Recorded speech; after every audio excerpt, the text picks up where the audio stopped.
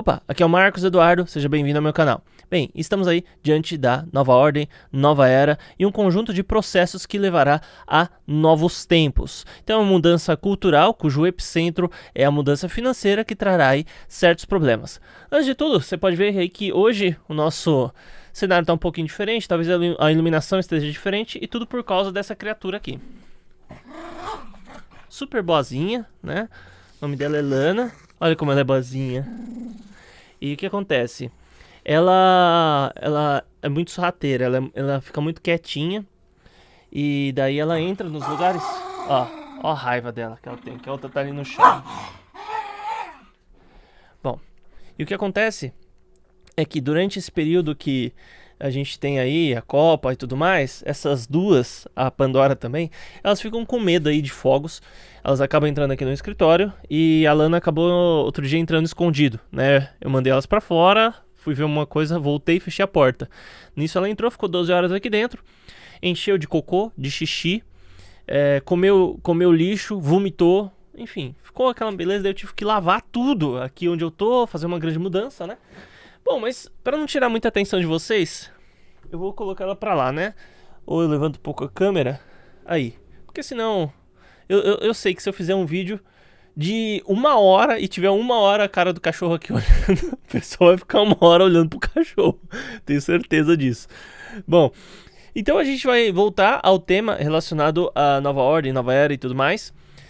Eu sei que apesar do peso do assunto, né, vale a pena a gente conversar e falar a respeito de outras coisas também. Pra a coisa ficar um pouco mais descontraída. Mas antes de tudo eu gostaria de te convidar a se inscrever, ativar o sino das notificações para ficar sempre por dentro de tudo que acontece aí, seja no mercado das criptomoedas, finanças e assuntos também que acabam até certo ponto abrangindo os ideais que eu acredito que são ideais conservadores. E deixa um like nesse vídeo também para você mostrar para essa plataforma que o conteúdo que aqui é apresentado é algo relevante para você. Bom, periodicamente o mundo ele passa pelo chamado nova ordem, pela chamada nova era, que é um conjunto de iniciativas que visa trazer um novo período ao mundo. Isso acontece de forma cíclica.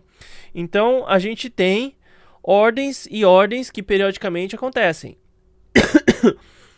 Como a gente sabe que o dinheiro é o centro do mundo, é o símbolo do poder, a gente percebe que essa ordem ela tem como epicentro justamente as finanças. Então, quando você mexe nas finanças, você consegue mexer em todo o resto. Basicamente isso. Então, para que haja uma nova ordem, é sempre necessário que você mude os valores de uma sociedade. E nesse caso a nossa sociedade é cristã, então você tem que mexer diretamente com o cristianismo. Você tem que mexer com a moeda, você tem que mexer com o dinheiro, você tem que mexer com vários aspectos. Então, a gente começa a ver essas mudanças cada vez mais latentes. O processo de reset mundial é o que faz com que a nova ordem venha. Mas o reset, embora tenha esse nome reset, dá a impressão que você vai apertar um botão do computador e o computador vai reiniciar. E talvez esse seja até um nome ingrato, um tanto ingrato, porque não é uma coisa que um dia você vai acordar e vai ter aí policiais na rua que vão te prender por você ser um homem hétero, ou de repente vão te prender por uma coisa que hoje é coisa, talvez seja algo mais normal do mundo a se fazer.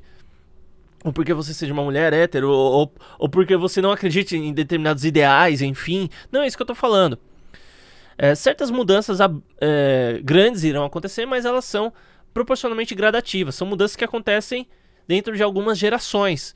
Então, as coisas que nossos avós começaram a ver, dependendo da sua idade, você, quando era criança ou adolescente, via, serão sentidas apenas pelos nossos filhos, né? Então é coisa assim que dura 250 anos, mais ou menos 250 anos, 300 anos talvez. E a gente não consegue perceber durante o período de uma vida. A gente vê os indícios, a gente vê algumas transformações, mas necessariamente a próxima ordem, uma pessoa ela não consegue viver duas ou mais ordens. Ela vive dentro de um período de uma ordem ou no máximo uma transição para outra. E digamos que nós já estamos aí na terceira e última parte dessa ordem na qual estamos vivendo. Eu acredito que não veremos ainda a luz da próxima ordem que está por vir, mas nós a veremos. Nós conseguimos rastrear as mudanças a partir de mais ou menos 1970, que foi quando o presidente Nixon ele finou essa questão do lastro. Então, até 1970, o dinheiro ele era lastreado em ouro. E só para você contextualizar toda a história, como que funcionava? Você tinha, em determinado período, o escambo, né, a troca de mercadorias. Depois tinha a troca de mercadorias por metais. Isso padronizou muitas coisas da época. E depois você começou a ter o dinheiro que era feito de metal. E você teve as casas que armazenavam os metais. Essas casas emitiam certificados. Esses certificados evoluíram para a cédula de dinheiro que a gente tem hoje.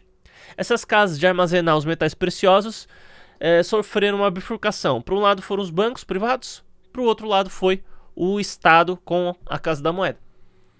E o Banco Central, enfim. E com isso, o metal da população, o verdadeiro tesouro, o verdadeiro dinheiro da população foi recolhido. Em troca tivemos aí a cédula. Depois disso tivemos aí cartão de crédito, débito. Antes disso ainda teve o cheque. E vieram as criptomoedas. Em 1970, então, foi que a gente vê a mudança mais abrupta de toda essa história, que é o fim do lastro. A partir do fim do lastro, virou uma verdadeira zona a humanidade. Por quê? O Estado, então, ele pode imprimir dinheiro de forma despudorada e o dinheiro passa a valer cada vez menos. Existe uma ilusão de gente falar petrodólar, mas também não faz o menor sentido o petrodólar. E daí com isso tudo, a gente vê que estamos diante de uma nova era. Não estamos nela, mas estamos diante dela. A gente vê também o avanço das criptomoedas pelo mundo. Mas eu já vou ser bem sincero com vocês. Criptomoedas, elas vieram para ficar, mas elas não vão... Eu não acredito que elas terão uma ação a ponto de substituírem na maior parte do mundo a moeda fiduciária. Eu penso que elas vão substituir grande parte, mas ainda assim é a parte menor, é a menor parte. Isso porque o Estado está começando a se preparar. Sempre que sai uma matéria falando a respeito de CBDC, eu gosto de trazer para vocês por causa disso. Então eu vou compartilhar aqui essa matéria que saiu no portal do Bitcoin, que na verdade é uma tradução lá do Decrypt, que é o maior portal de notícias de criptomoedas do mundo. E meio que eles têm o monopólio disso, e o grupo que o Decrypt faz parte, inclusive, domina muito em relação às criptomoedas. Então também não acredite 100% em tudo que você vê nos portais de notícia, porque todos eles normalmente obedecem a uma mesma ordem, igual dentro do nicho das criptomoedas. Temos o Decrypt, que talvez tenha relações aí com o Bloomberg, que é o maior portal de notícias do mundo, enfim. Bom, então, olha, o Banco Central do Japão começou a planejar um experimento de moeda digital do Banco Central, a CBDC, com os principais players financeiros do país. E de acordo com uma reportagem do Nikkei, isso de acordo com a reportagem do Nikkei, que é um importante jornal japonês. O Banco do Japão, o BOJ, está trabalhando em 3 megabancos, bem como bancos regionais no país asiático, e no próximo ano testará o Iene Digital. Se tudo correr conforme planejado, acrescentou o jornal, o BOJ pode seguir em frente e lançar uma CBDC em 2026. Claro que isso daqui pode ser adiantado também, tá? O experimento do BOJ explorará como depósitos e retiradas podem funcionar com um iene digital, observou a matéria. A CBDC é uma versão digital da moeda fiduciária em um estado, como um dólar americano, euro, real, enfim, apoiada por um banco central.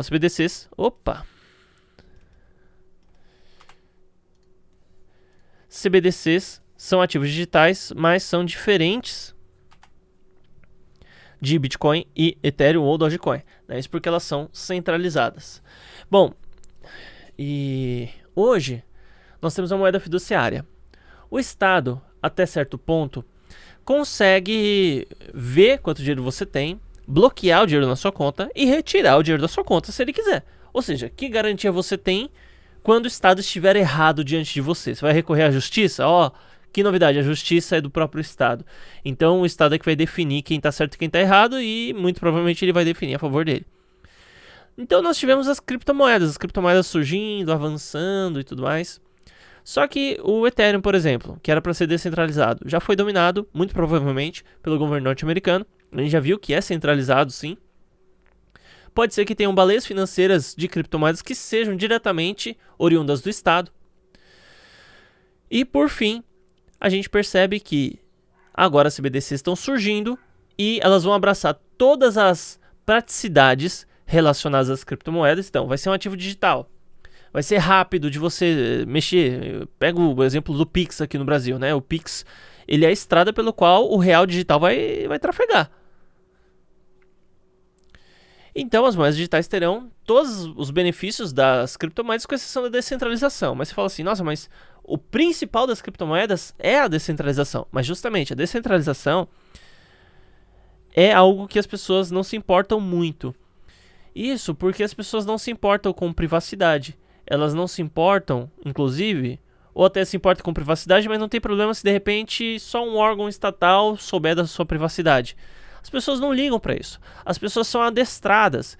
Eu gosto de mostrar os meus cachorros nas redes sociais, de vez em quando elas aparecem. A minha família pode aparecer uma vez ou outra, mas porque somos adestrados a isso e temos entendimento até certo ponto do que isso significa. Mas a verdade é que não existe uma motivação plausível para que um ser humano se exponha diante de um celular. A não ser que ele esteja ganhando dinheiro com isso. Eu ganho dinheiro, não é nada absurdo, mas eu ganho um pouco. Mas a verdade é que não há um motivo plausível para você ficar se expondo em frente ao celular, tirando fotinhas bonitinhas com a sua carinha só para ficar enchendo o seu ego. Então existe todo um processo de doutrinação que é feito pela grande mídia, que durante muito tempo teve um papel muito forte na vida das pessoas. Depois vieram as redes sociais, daí depois a grande mídia de novo começou a controlar as redes sociais. E então você vê aí Big Brother Brasil, Fazenda e reality shows no contexto geral, todos como uma grande ferramenta de doutrinação para ensinar as pessoas a gostar de ter a sua vida privada compartilhada. E ainda as pessoas ficam felizes quando tem likes, quando tem interações com outras pessoas de forma digital, sendo que ela poderia ir pessoalmente, às vezes na casa de uma outra pessoa, e conversar sobre o assunto. Aquela pessoa falaria, nossa, que legal. Né? Eu tenho... isso já aconteceu mais de uma vez. Minha mãe fala assim, não, eu assisto seus vídeos, né? Eu falei, nossa, mãe, obrigado, né? Minha mãe não tem nada de criptomoedas, por exemplo, mas às vezes eu falo e ela assiste, porque ela quer me ajudar de alguma forma, né? Pai e mãe é assim que funciona, né? Sempre tá aí querendo ajudar os filhos da melhor maneira possível. E daí eu falo, mas e aí, mãe, você curtiu o vídeo? Ah, sim, eu apertei lá no botãozinho. Não, tô falando se você gostou do vídeo. Ah, então, eu não entendi muito, filho, né? Então, mas pra você ver, muitas vezes você realmente gostar de algo e dizer que gostou são coisas totalmente diferentes. Eu me lembro que eu tinha um amigo que trabalhava eu tenho um amigo que trabalhou na MTV. Um dia eu fui lá com ele e eu tava num computador e ele em outro, a gente fazendo um serviço lá, eu ajudando ele no trampo. E daí eu mandei uma mensagem pra ele. Ele tava assim, em frente ao computador. Ele pegou, colocou um monte de K. E apertou Enter, continuou olhando. Daí eu olhei pra ele e falei assim, William, você é muito sem vergonha, rapaz. Você colocou um monte de K na risada, 2 linhas de K, sendo que você nem esboçou um mínimo sorriso pra aquilo que eu disse. Você de fato não achou engraçado. Não precisa fingir que você achou engraçado. Até porque eu tô aqui na sala, né? Eu tinha mandado uma mensagem pra ele. Porque nem lembro porque que eu mandei mensagem ao invés de olhar e falar pra ele. Mas enfim, eu fiz isso. E hoje a gente vive numa sociedade feita de plástico. E a sociedade de plástico, a sociedade que mais importa parecer do que ser, é aquilo que é o principal ideal dessa nova ordem que está por vir, que busca o fim das tradições, o fim da família tradicional, o fim de muitos dos aspectos que os conservadores, por exemplo, querem. o fim da família como ela é, o fim da amizade como ela é, o fim das interações sociais como elas realmente são, o fim da privacidade. Estamos aí diante da era que é, literalmente, a troca de uma suposta segurança. Trocamos a nossa liberdade por uma suposta segurança. Você vê aí também o que aconteceu em relação ao Covid-19, né? A gente viu as pessoas aceitando ficar em casa, muitas vezes sendo reprimidas.